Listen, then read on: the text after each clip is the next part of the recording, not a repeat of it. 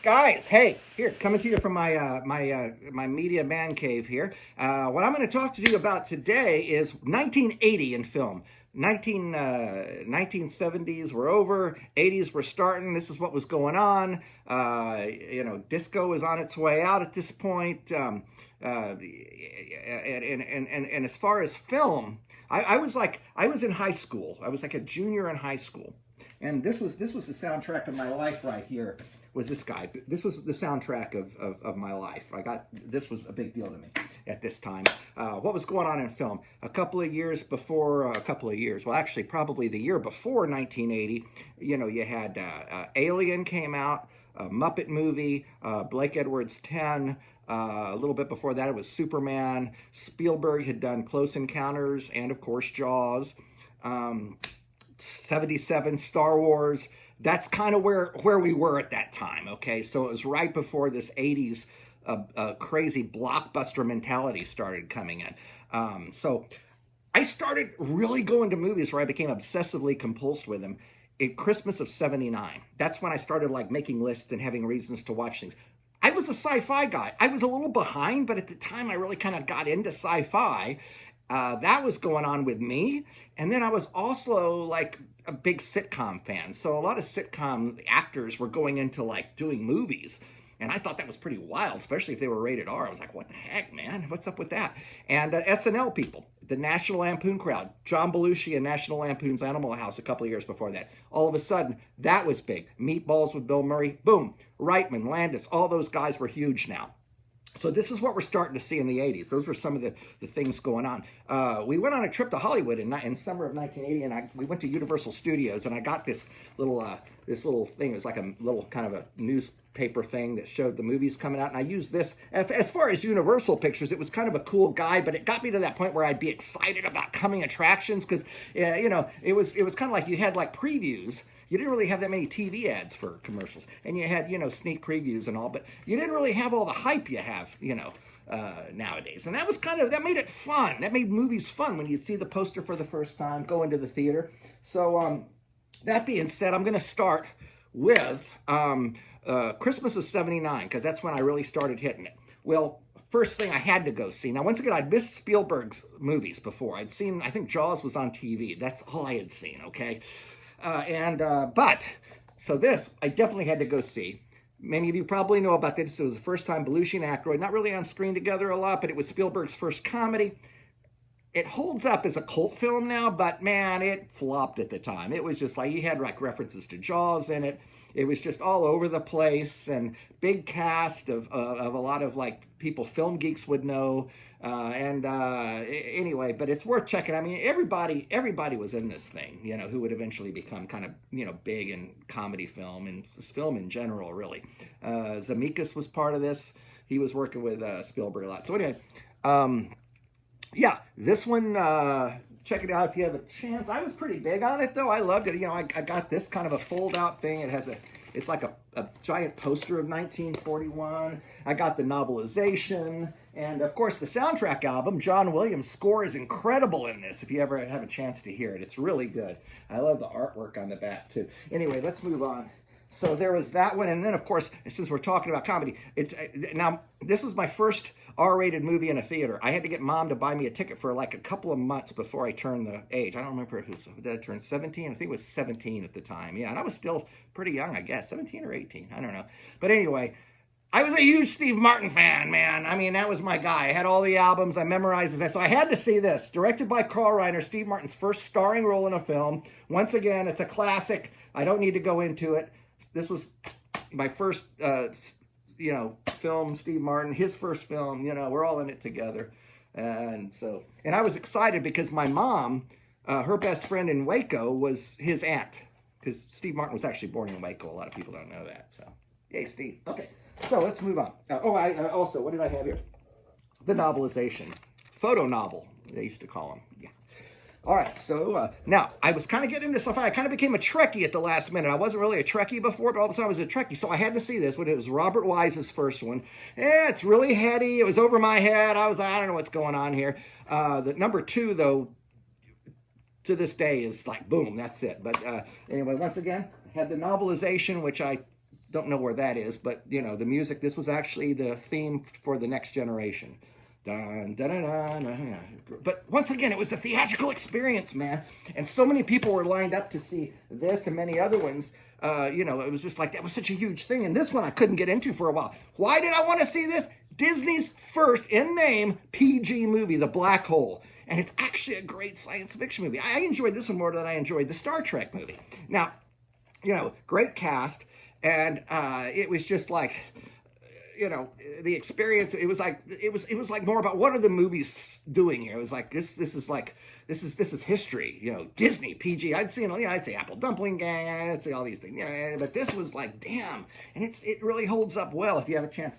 And once again, the novelization, I had it, and I don't know where that is. So anyway, I was standing in line to go see that one time, and at the North Star Mall Theater, it was one of those double theaters.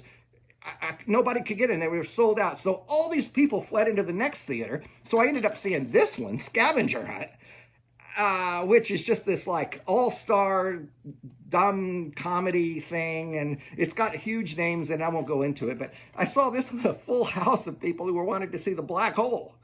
And so there was a lot of excitement because there were so many, you know how when there's a lot of people in the theater and the movie's not that funny, everybody's laughing anyway, so you laugh and you think it's funny. I rewatched it and I was like, what the heck?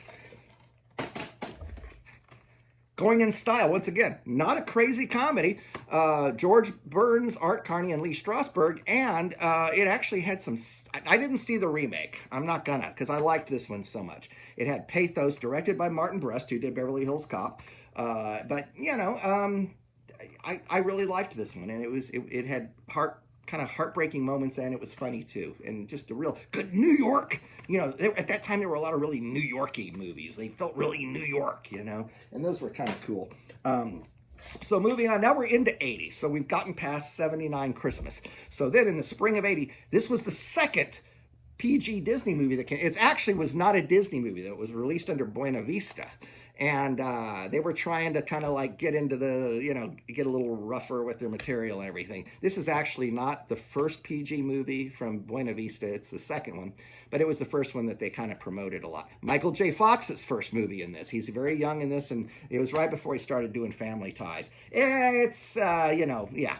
And so anyway, what's next? Oh my gosh, I love this one. I saw this in all these I've seen in the theater that I'm telling you about. Hero at Large. John Ritter was still doing Three's Company. This is a sweet movie. It looks like a goofy comedy, but actually had a lot of like, I remember tears coming on my eyes at the end of this, and I need to rewatch it again. And but you know, it was really, really good. Hero at Large.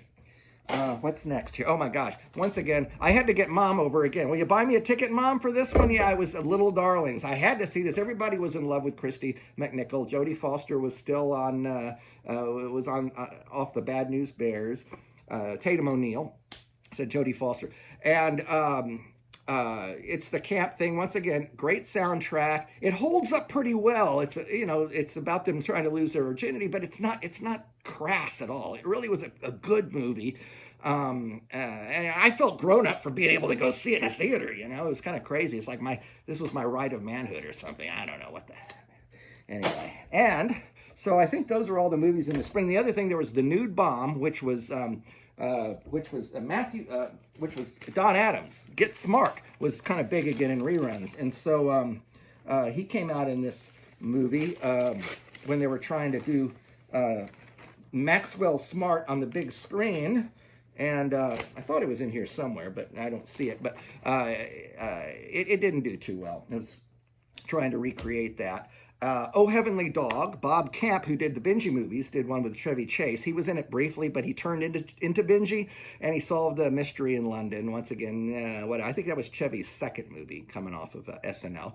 And then there was another one, How to Beat the High Cost of Living, which once again, an SNL person, Jane Curtin, came out to do this one. And it was just another, all-star cast, but just a silly comedy, nothing much to it. But it was Jane Curtin, her first movie, written by the guy who did Love at First Bite. So they were kind of on the thing on that for that. Now, summer comes along, and I'm like, I had not seen Star Wars. My friend was a huge Star Wars guy. He's like, we're going to go see at the Galaxy Theater, first time there, Galaxy Theater in San Antonio, to see, we're driving in from the lake, we're going to go see Empire Strikes Back. I said, I'm in, didn't see the first one. He says, don't worry, you'll want to see it after you see it. Well, So there we go. Empire Strikes Back. Saw it the first week it was out. And once again, I have the novelization, but I couldn't find it. But here's the laser disc of it. Beautiful artwork. Written by Lawrence Kasdan. I don't need to say much about it, but I ended up seeing Star Wars the next year on a re-release because they weren't so available then like they are now.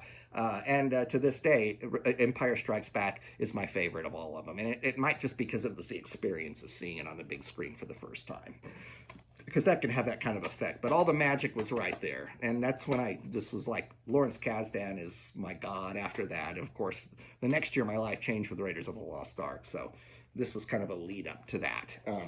And so what's next? Once again, Airplane, the Zucker Brothers, their first movie. They'd worked with John Landis in Kentucky Fried Movie. I don't need to say much about this. Leslie Nielsen's a star. It was the first time you had, I mean, Mel Brooks did this kind of humor and Woody Allen at first, but this was the first time it was just so slam bam in your face, and it was hilarious to watch it for the first time with audiences who had not, and it was PG, so you didn't have a lot of the Mel Brooks people. I mean, you didn't have it excluding adults as much as you did in his film. So this was pretty cool, to see it, in a theater the first time it was out. Oh my God, look at this. Yes. Hey Mom, I need that R-rated ticket again. But my God, was I excited about the SNL guys? Hell yeah. These two guys, like Bill Murray replaced Chevy Chase on the SNL, and there was this like sort of hostility going on, but they did this movie together. I was even more excited about Ted Knight. I was a huge Mary Tyler Moore Show fan. Ted Knight in this thing, in an R-rated comedy, oh my God. Wow. So I was just in heaven being able to see this. Well, I don't need to tell you about Caddyshack. We all know about Caddyshack. Harold Ramis's first film, National Lampoon guys following up Animal House and Meatballs. Bill Murray, what else? Gopher, yeah. And since we're talking about, where is my, let's see. Since we're talking about SNL, I have to go into the Blues Brothers, which came out then too. Oh my gosh, I was a huge Blues Brothers fan. It was Steve Martin, SNL Blues. So when this movie came out, I'd already knew all the songs on their album, you name it. I couldn't wait. John Landis's follow-up to National Lampoon's Animal House, musical, the music, once again, had the soundtrack, already memorized those songs. There's this little, they call these Betamaxes, I think, Here's the novelization, huge, once again, Blues Brothers, it was just on the track constantly. Fantastic to see this in the damn theater, man. The Landis magic, all of it right there, okay? Now, I went to see this because I liked, the Glenn Miller kind of music and everything, and I wasn't really into disco, but, yes, Xanadu, she was off Grease, Olivia Newton-John. Gene Kelly, I thought was kind of interesting for a choice. There's the music right there. Before anybody knew what this movie was, I went to see it, and I was listening to the soundtrack. ELO, and I love the songs. And the movie was like, oh, come on. It's hard to even watch it now. But at the time, it was kind of cool. I had to see it in the theater, and I did. And so there you go. All right, what's next? Oh, yeah, okay, this is the first. They did the sequel to Smokey and the Bandit. And this is the original, but I don't have it. But, yeah, it was a sequel. It had an elephant. It had Dom DeLuise. Burt was huge then. He did like about 2 movies a year. Through the early part of the 80s. So this one and one called, it was about a jewel thief. I can't remember the name of it, but Rough Cut was the other one he did in 1980. And he started kind of going downhill at this point. Started, Cannonball Run was next, and he'd get all his buddies together and they do movies. Okay, now, Mad Magazine decided they were going to try to be National Lampoon. So what did the Mad Magazine put their name on, and they used Alfred E. Newman for their version of Animal House. It was called Up the Academy, and it took place in a military school. Young Ralph Macchio was in this. And it's like where Caddyshack had like the slob humor. There was a joke about the swimming pool and all. They had like one in here where there was a punch bowl, and it just fell flat. The humor was...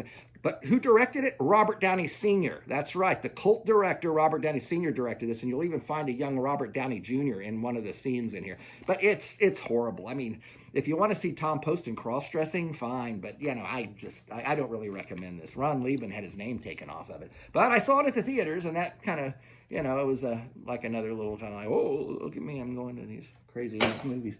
And so anyway, yeah, Close Encounters. I missed that in the theaters, but they came out that summer, what they call the special edition. And it was like that you walk in and you see the spaceship at the end, and the effects are incredible. Other than that, it was just basically. So I was glad to be able to see it on the big screen. It was 3 years after it came out, but nonetheless, by this time I was like really kind of hopping up on the Spielberg Lucas thing, trying to figure out what that's all about. So that was part of that experience. See, I went to see the sequel to Oh God. I don't know why. Yeah.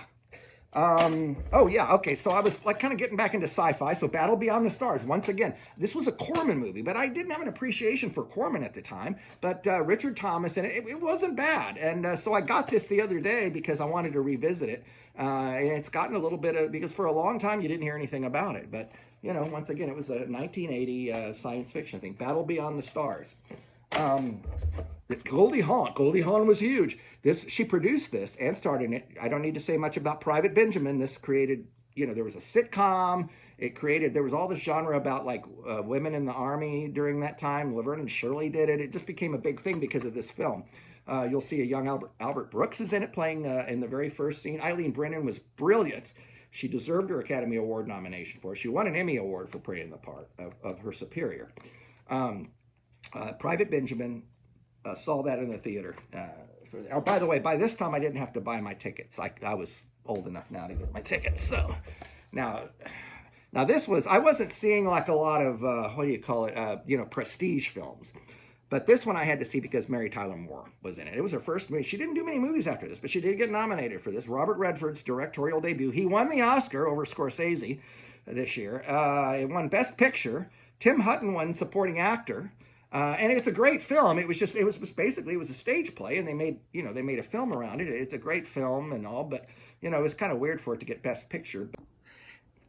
Hey, now this I actually saw after Christmas, but it came out in the fall, but I saw it, and this one, I got to tell you, this was probably one of my top ones in 1980. Of course, it's none other than one that just came and went. But then it ended up becoming a cult classic, is Somewhere in Time. Now, in hindsight, it looks kind of like, real cheesy, and a script by Ray Bradbury, based on a Ray Bradbury story, of course. And it's a beautiful film and shot in Mackinac Island, Michigan. Post-Superman, Christopher Reeve, Jane Seymour. And it just put a spell over me. And it wasn't so much just the movie, but it was also the soundtrack. It's one of the most beautiful soundtracks you've ever heard in your life. I listened to it over and over. And look, I've got the poster right there. I've got the poster. That's how much this movie meant to me. I just can't, it's just a beautiful, and it's now a cult classic. But another great film from 1980. Now it's Christmas time. The two big Christmas movies that came out that I couldn't wait to see. The first one was, of course, Flash Gordon. I don't have anything Flash Gordon, but as I noticed, it's become like a huge thing. Ming the Merciless, Sam Jones still goes to like Comic Cons to sign stuff. It was a Dino De Laurentiis production. I remember seeing it. It was like crazy nuts, but it just didn't stay with me. Another one did, though. Believe it or not, as much as I'm an Altman fan, and I've got my Altman collection right here, my first Altman experience, other than probably I saw MASH in Nashville kind of like cut up on network television. Didn't really have much of an effect on me, but on the big screen, the first thing I saw, Altman-wise, was Popeye.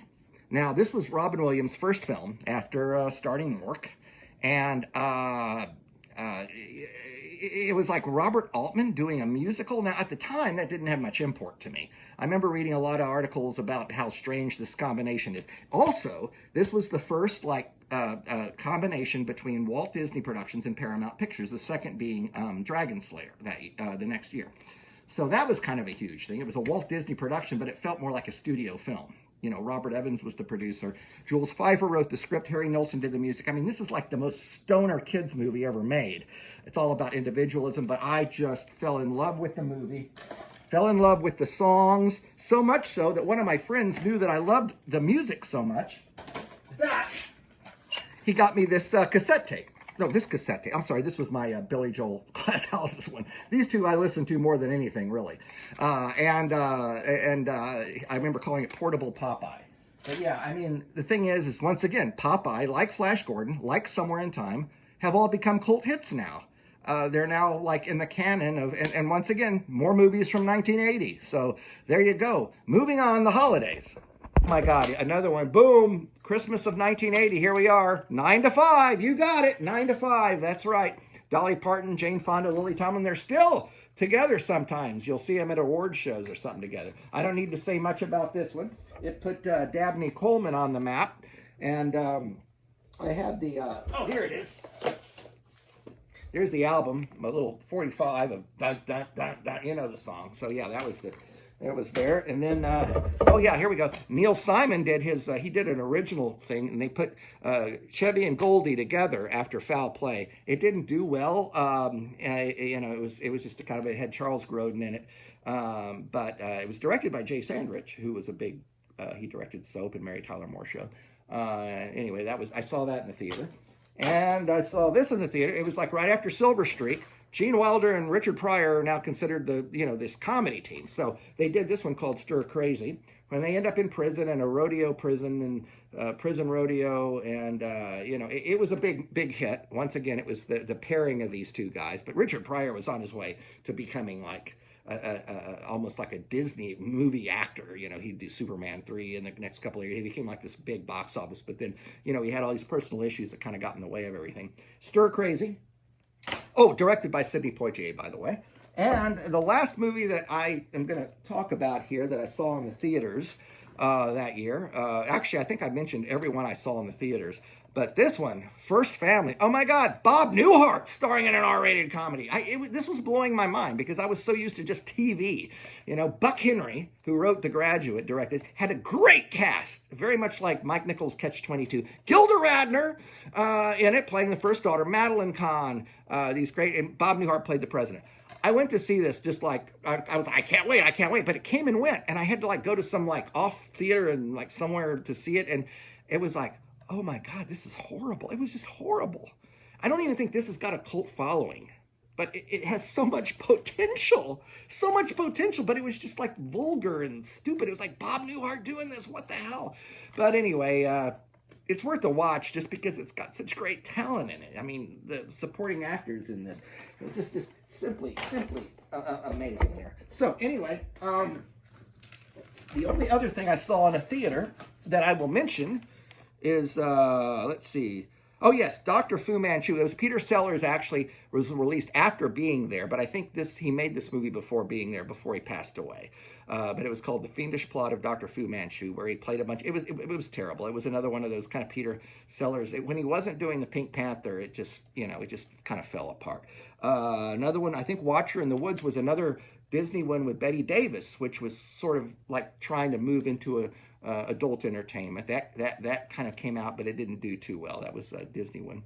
And the last one here I have here was a Christmas release, Change of Seasons. Bo Derek was hot off of 10. Well, she did this movie with Anthony Hopkins and Shirley MacLaine. It was just a sort of a comedy about a middle-aged couple going through midlife crisis. And it was just like there was this huge thing about Bo Derek doing a hot tub scene with Anthony Hopkins. Well, that was at the very beginning of the movie. The rest of it was like, what? There was nothing to this movie, but I remember it was the first time I took a girl on a date to see this movie. And it was just like, what a choice to, you know. So anyway, now that that's said and done, I am going to talk about a few of the other movies. These are movies that I didn't see in the theaters, but let me just do a really quick recap. Okay, I went to my director's wall, and I pulled these off. This was all 1980. Nicholas Roeg, Bad Timing, just recently saw it for the first time. Teresa Russell, incredible film. Robert Zemeckis' first film was this comedy called Used Cars, and I think Spielberg co-produced it. Kurt Russell, Jack Warden. Once again, this is a cult favorite, Used Cars. Need I say more? Raging Bull. De Niro won an Oscar. Scorsese's, this is considered one of his masterpieces, a Paul Schrader script. It came out in the Christmas of 1980. Sadly did not win the Oscar for Best Picture. Jonathan Demme, after he had been working with Roger Corman doing a lot of low budget stuff, but this was his first kind of like prestige film about Jason Robards plays Howard Hughes meeting up with Melvin. Mary Steenburgen won a supporting actress Oscar for this one. Melvin and Howard. Sidney Lumet was in the middle of doing, he would do a lot of crime movies, but he also did some comedies, and this was a very New York comedy, man. I mean, this one, it was a comedy called Just Tell Me What You Want. Ally McGraw and Alan King, of all people, to star in a movie, but it was very sophisticated, and it was it was just one of those kind of, I don't know. It came and went because it was too much of an adult film, I think, for people to get. At this time, everybody liked the kids stuff. Samuel Fuller's Big Red One with Mark Hamill and Lee Marvin. Once again, I think this has kind of become a classic. Roman Polanski's Tess, Nastassja Kinski. This kind of put her on the map too. It's a beautiful film, actually. It took me a long time before I saw this one. Woody Allen's single movie this year was Stardust Memory. Not considered one of his best, but it was a lot of navel gazing. Yeah, once again, he was like sort of aware of his own persona at this point, so you won't hear much about this one. David Lynch's first mainstream film after Eraserhead, Elephant Man. Once again, a classic. Just saw it on the big screen again last year, and it's just a beautiful film. Anthony Hopkins, Anne Bancroft, and John Hurt in the amazing performance. And of course, Kubrick. I didn't see this in the theaters, but I remember the previews with the blood coming out of the elevator. Oh yeah, The Shining. There's Jack.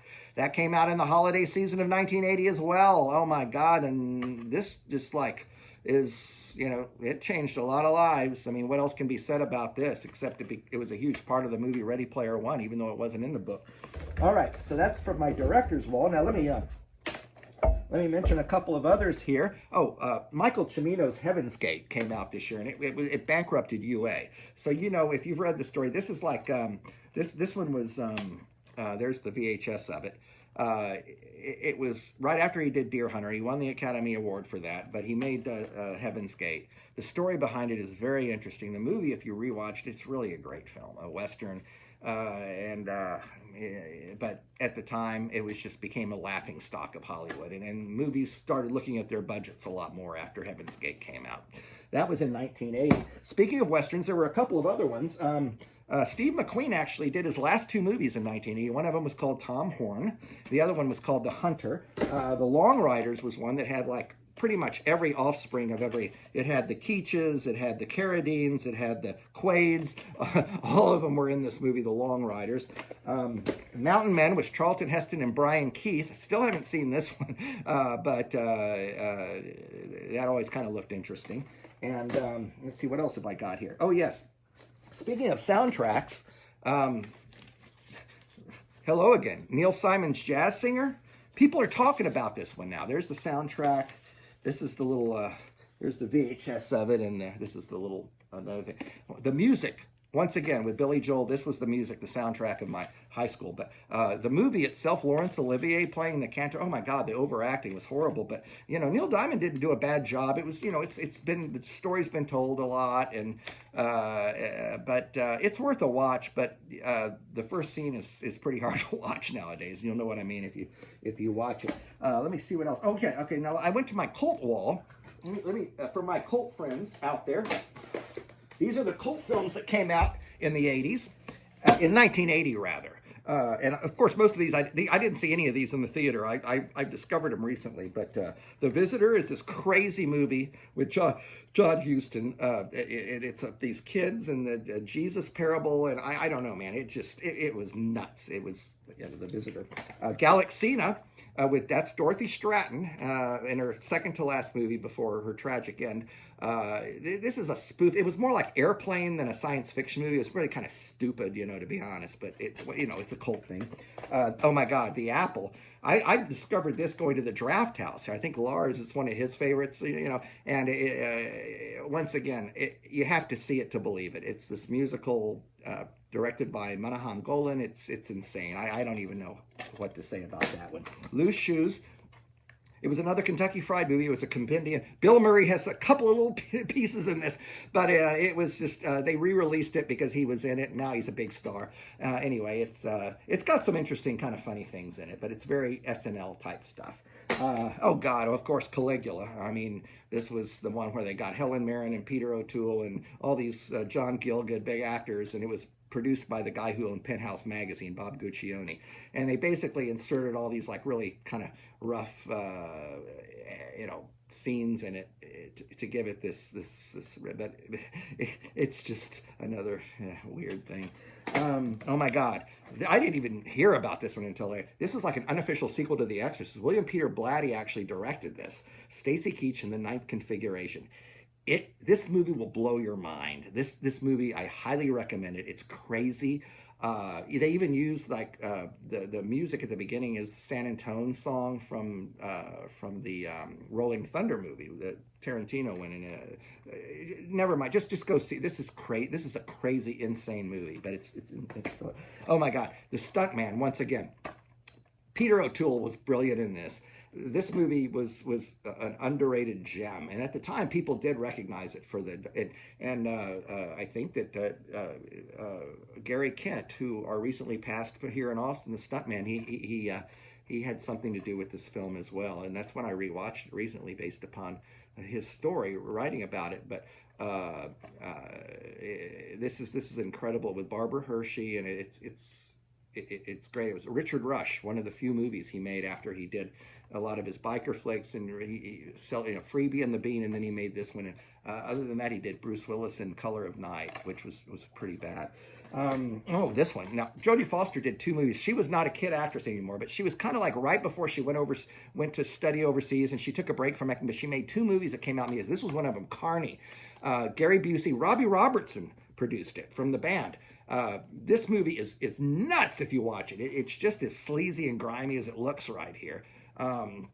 Highly recommend Carney. She did another movie called Foxes that came out with Scott Baio, and it was like and it was really kind of a punk movie at the time, which was kind of weird. But yeah, if you have a chance to see that, was pretty cool too. Foxes, directed by the guy who would direct Flashdance, by the way.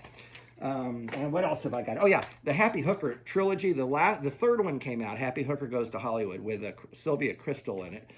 Once again, it was just as bad as the other. They were all kind of different, but the last one was just really strange and odd. Go figure. So now Texas. I went to my Texas film walls, and now recently they did a screening of this one, Roadie, with Meatloaf, that was shot here with Art Carney and Carolyn Pfeiffer, who was involved in this movie, talked about it and introduced it, and she talks about being on the set. It's crazy. I mean, it is Austin. There's a lot of Austin music in here, Austin scenery. There's a great scene on Congress Avenue. A lot of people are seeing this now. The story, forget about it, but it's a great Austin movie. The other Texas movie, Resurrection, with Ellen Burstyn. It was shot in and around here. One of my acting coaches from Southwest Texas, James Harrell, had a part in here as a preacher, and that's why I wanted to see it. I didn't see it in the theater, though, but it's called Resurrection. It was shot here in Texas, and she'd already won her Oscar for Alice Doesn't Live Here Anymore a couple of years before this. Okay, what else have we got? Now the biggies, there were a lot of movies in 1980, even that I didn't see, that were huge. Like, first of all, it was the first Friday the 13th. And believe it or not, they were already showing this sucker on television, hardly edited, and late at night on regular TV. I remember being shocked, but I saw these kills on regular TV. It was insane. So I didn't really need to see this in the theater. I almost saw the whole thing. I mean, the only thing they wouldn't show on TV is the nudity. Go figure. The kills are okay, but not the nudity. Once again, didn't see this in the theater, but Urban Cowboy was out. It was the third of Travolta's huge hits. Right after he did Moment by Moment with Lily Tomlin. And he had done Saturday Night Fever and Grease, and then this one. And then after that, his career kind of took a little downturn until Pulp Fiction, like 10 years later, over 10 years later. But yeah, Urban Cowboy, soundtrack, Deborah Winger, James Bridges, shot in Houston. Another, once again, Coal Miner's Daughter. Sissy Spacek won the Oscar for this one. Incredible film. Tommy Lee Jones, once again, a great film about Loretta Lynn, Coal Miner's Daughter. 1980. Oh my gosh. Once again, another Fame. What else can I say about this one? We just lost Irene Cara recently. It was another soundtrack movie. Alan Parker directed it. TV show made out of it. The people still talk about this today. I have the album somewhere, but I can't find it. But yeah, Fame. They even, like, this movie was just fantastic. I saw it on a screening at my college campus. Which was almost like seeing it in the theaters, and I was so happy to see it then. And I also, kind of around the same time, was That's in here somewhere. Oh well, anyway. Altered States came out in 1980. Once again, Paddy Chayefsky wrote the script. He was kicked off the set because he wanted too much control. It went through 2 or 3 directors. Ended up being directed by Ken Russell. Originally, I think, was Arthur Penn going to direct it possibly? I don't know. But yeah, once again, this is a mind trip. William Hurt in one of his first starring roles. Blair Brown, Altered States. My Dinner with Andre. Yeah, you know, 2 people, Louis Malle. I just watched this for the first time recently, My Dinner with Andre, and I couldn't believe how did I miss this movie all these years? It's just Wallace Shawn, fantastic. This one came and went. Alan Arkin made a couple of movies. He was like off of his huge like 70s, like In-Laws and so many films, but he made a bunch of like really stinkers in the early 80s. But it wasn't necessarily that they were stinkers, just that nobody saw them. But this was one of them. It's called Simon, and it was directed and written by the guy who wrote with Woody Allen. His name is Marshall Brickman. And I watched this for the first time recently. It was hilarious. You've got to catch it. I won't go into the story, but Madeline Kahn's in it. Some great, you know, just highly recommend. This is much better than anything Woody Allen would have done at the time. I had to go see this one in the theaters, but it hardly played. Now people are talking about it. Saturn III, directed by Stanley Donen, who directed Singing in the Rain. Farrah's 3rd movie after she did Somebody Killed Her Husband and Sunburn. And Kirk Douglas, Harvey Keitel, horrible film. But once again, it was coming out it was like Alien had come out. So it was like all these R-rated science fiction movies. It was like, you know, we're gonna give you Star Wars, but we're gonna put a lot of like bad stuff in there, and that's kind of what this movie. But it was just a bad movie. But it was after this that Farrah just she did a cannonball run, and it wasn't until she did Extremities that people said, oh, she can act. She's not just a, you know. And so anyway, this just recently came out on DVD because people were remembering that. Oh my gosh, oh geez. This was Brooke Shields had been doing like tons of big movies. She was doing ad campaigns. And this was a big thing, and you know, it was like seeing her with the guy in the Blue Lagoon. Not much to the movie, but it was all sensational, you know, stuff at the time and all that. But at the time, it was pretty big. Did you know Bill Murray played Hunter S. Thompson before Johnny Depp did? Where the Buffalo Roam, directed by Art Linson. Peter Boyle played the Benicio del Toro part. You know, there's some controversy about which one is the better one. A lot of people stand for Terry Gilliam's, but this one holds up pretty well, and it feels very much like the time of Hunter S. Thompson. It has the feel of it for sure. This movie is kind of druggy in a different way that Gilliam's is. But yeah, that was Bill Murray's. I think this was his 2nd role after Meatballs, right before Caddyshack came out. But I don't think there is anybody better to play Hunter S. than that. What else have I got? Frank Sinatra made a movie. I think this was the last starring role he had. It was called The First Deadly Sin with Faye Dunaway. I haven't seen this one yet. I've got it on my wall to watch. Last Married Couple in America. George Segal had done a whole bunch of comedies. He was the lead in a lot of stuff during the 70s, and then he just started kind of going downhill in the 80s doing supporting parts. But this was one of his last major parts in these, like I said, these kind of like really sophisticated New York comedies. Natalie Wood had come out to do this right before she did her last film, Brainstorm. She had not been doing movies for a while. I need to rewatch this. It's been a long time since I've seen it. Karen Allen, right before she did Raiders of the Lost Ark, she was in this one, which I haven't seen yet, Circle of Friends. Very small, independent type movie, but there's Karen Allen, and it was right before she played Marion Ravenswood. Bob Newhart had done another movie in '80, but this one was more of a Walter Matthau movie with Julie Andrews. It was a remake of Little Miss Marker. Didn't catch that one, actually. Walter Matthau was doing tons of movies at this time, too. And another one he did was Hopscotch, which is out on Criterion. And it's a critical hit. It's kind of a small film. He plays like a spy. It's called Hopscotch. But it's worth watching. Glenda Jackson is in it as well. This one, it was another one of those kind of teenage slob comedies that came out at the time. I still haven't seen this one, but it's a young Michelle Pfeiffer is in it, and I think Tony Danza from Taxi was in this one as well. So I have yet to watch this one, but this was the one Michelle Pfeiffer did right before she did Grease 2. Let me see if I left anything out here. I think that's all of my audio-visual stuff that I've got here. Oh yeah, here's another one, Serial. Martin Mull was in this and it was sort of a kind of like a spoof on like suburban and like soap opera type stuff, and it's pretty bad. It's pretty bad. I mean, it's got like, you know, all these sitcom actors, but it was pretty much a Martin Mull vehicle, and he never really took off with a film career. But this was a time when he was kind of doing a lot of stuff. I don't know who directed this one. It was directed by um, Bill Persky, who was a big sitcom director at the time. Oh yeah, here we go. This was the British film of Bob Hoskins. I still haven't seen it. Long Good Friday. I think Helen Mirren's in that one. This was some kind of a young Rosanna Arquette was in this one. Gorp. I still haven't seen that one. Now this one was a summer movie.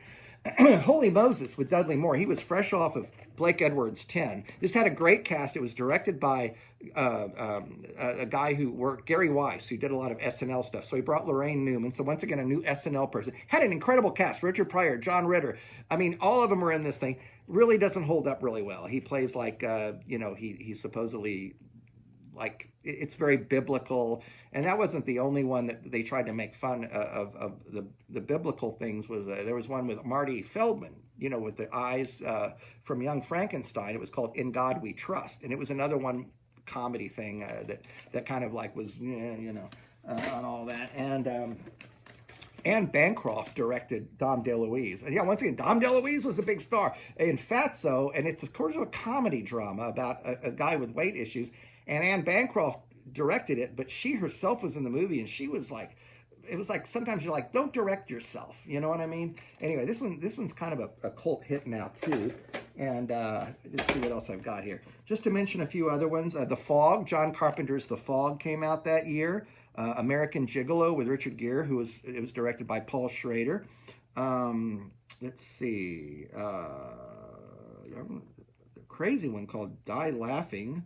Cruising with Al Pacino. The first Mad Max from Australia, Mel Gibson. I think that was released in 1980. Permanent Vacation, Jim Jarmusch. Permanent Vacation, his first film. Let's see. Home movies. De Palma did 2 movies. One was Dressed to Kill with Angie Dickinson and Michael Caine, which kind of was a big hit at the time, Dressed to Kill. And he also did one called Home Movies, which was sort of one of his, he did a lot of comedies that people didn't know about. It was one of his low-budget comedies. Heartbeat was kind of about, it was Nick Nolte, Sissy Spacek, and it was sort of about, you know, the guys on the road, you know, the beatniks and what have you. The Gong Show, there was a Gong Show movie. Chuck Barris actually did this, and I think it was written by Downey Sr., horrible. I think it's on YouTube, but he plays himself trying to go through the whole Gong Show thing with all the, and you know, since the Gong Show was always pushing the edge of television, the R-rated movie allowed them to say and do things and show things that they couldn't do on TV. That was the whole reason they made the thing, and it was pretty bad.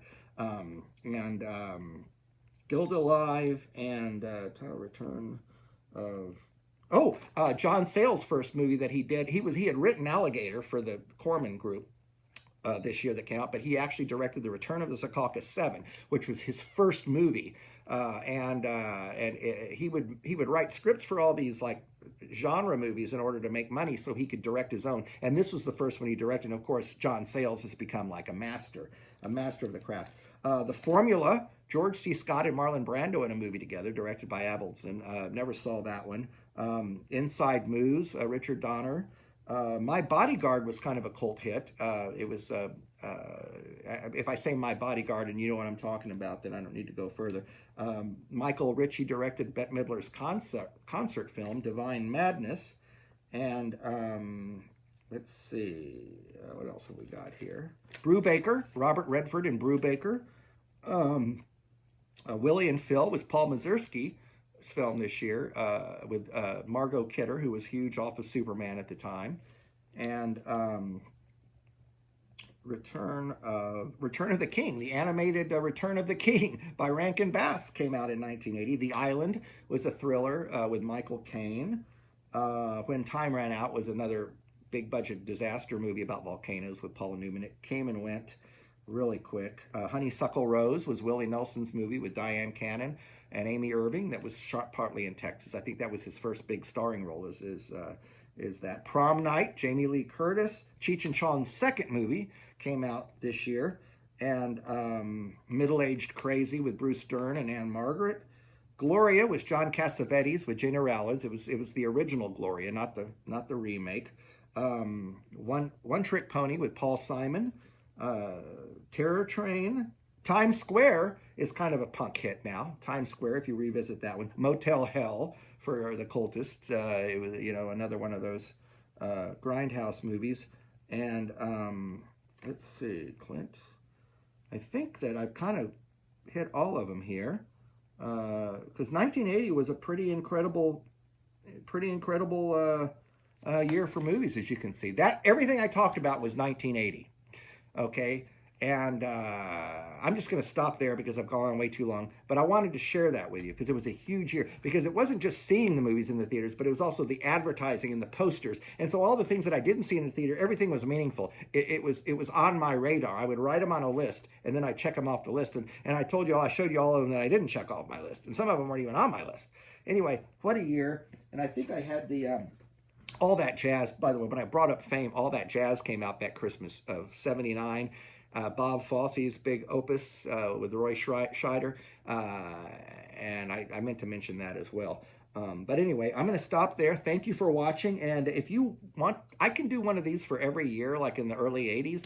But it's a lot of work for me to pull all this stuff out, and I've got to put it all back together. So respond to this that you like this, and I'll keep doing them. But I'm not going to keep doing these things if nobody's watching, I'll be honest with you. Because I know everybody's got to do their own videos and their own podcasts. So anyway, there we go. Enjoy. Take care.